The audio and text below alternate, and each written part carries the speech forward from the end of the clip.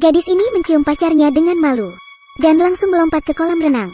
Kemudian, di kolam itu muncul darah. Kemudian perutnya membesar. Dan yang aneh, gadis itu tiba-tiba melahirkan.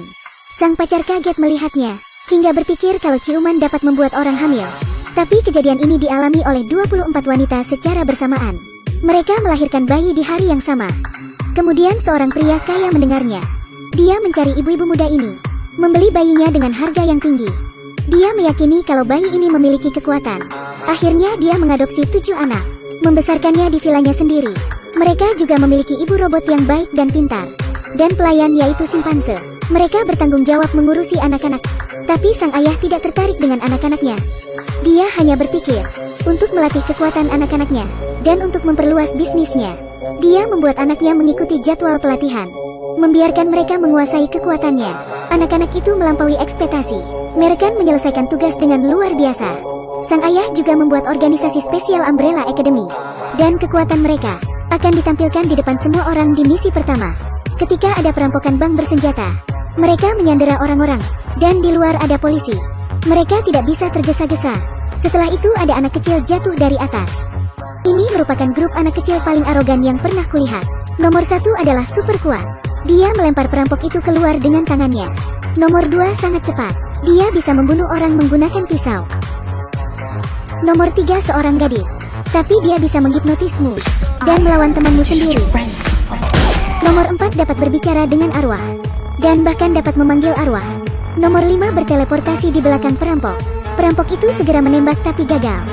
Dan nomor 5 berteleportasi di belakangnya.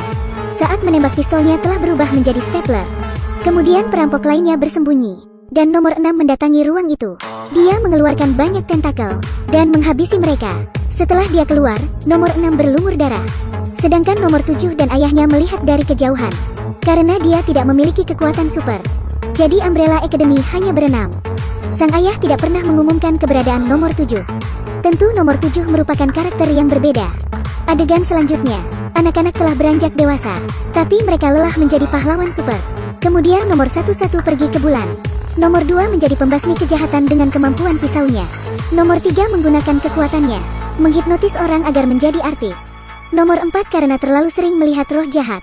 Dia melampiaskan pada alkohol dan narkoba. Nomor 6 meninggal dalam misi. Nomor 7 telah terlupakan dan menjadi orang biasa sebagai penulis.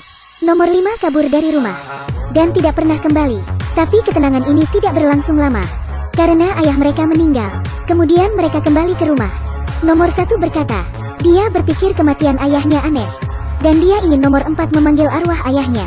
Tapi karena dia mabuk, dia tidak bisa menggunakan kekuatannya dan bisa digunakan pada situasi dan kondisi tertentu. Nomor 2 berkata kalau ayahnya meninggal karena gagal jantung. Jadi jangan terlalu curiga. Tapi nomor 1 merasa aneh sudah pasti akan melakukan penyelidikan. Tiba-tiba ada angin kencang dan guntur di luar. Sebuah lubang hitam besar muncul di halaman. Dalam lubang itu ada seseorang. Tiba-tiba seorang anak-anak terjatuh. Dia adalah nomor 5 yang hilang beberapa tahun lalu. Tapi dia sekarang membawa berita buruk. Dengan kekuatan nomor 5, dia bisa menjelajah ruang dan waktu dengan satu lompatan. Ketika dia menikmati kekuatannya, dia melihat dunia berubah. Seperti dunia kiamat, saat ingin kembali ke masa sebelumnya. Ternyata dia tidak bisa kembali. Dia melihat dari kejauhan, sebuah bola mata yang berdarah, dan saudara-saudaranya yang meninggal. Setelah itu dia berada di masa depan selama 50 tahun, hingga akhirnya kembali ke masa lampau. Meskipun tubuh nomor 5 termasuk masih muda, tapi umur nomor 5 sudah 63 tahun. Kemudian mereka juga terkejut akan ceritanya, yaitu 8 hari lagi dunia akan kiamat. Karena nomor 5 telah berada di sana selama 50 tahun. Adegan selanjutnya nomor 5 pergi ke kafe dan memesan kopi. Kemudian orang berbaju hitam datang dengan senjata, dan nomor 5 berhasil melawannya menggunakan kekuatannya.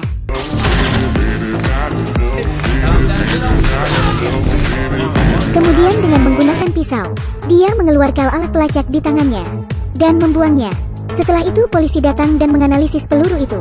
Dapat dikatakan bahwa mereka saling memburu. Kemudian nomor 5 membawa bola mata dari masa depan dan mencari perusahaan prostetik pembuat kaki palsu. Dia ingin mencari pembeli bola mata ini melalui nomor serinya. Tapi sayangnya, saat perusahaan itu melihat daftar pembeli, ternyata nomor seri itu belum diproduksi. Hal ini membuat staf berpikir. Tapi nomor 5 tidak ingin mengungkapnya karena pembelinya tidak terungkap. Hal ini membuat mereka merasa sulit. Nomor 5 semakin kehabisan waktu. Hal yang dilakukannya adalah menanti pembeli itu muncul.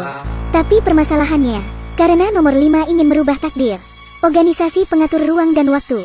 Mereka ingin menangkap nomor 5 dan menghapusnya agar tidak merubah takdir.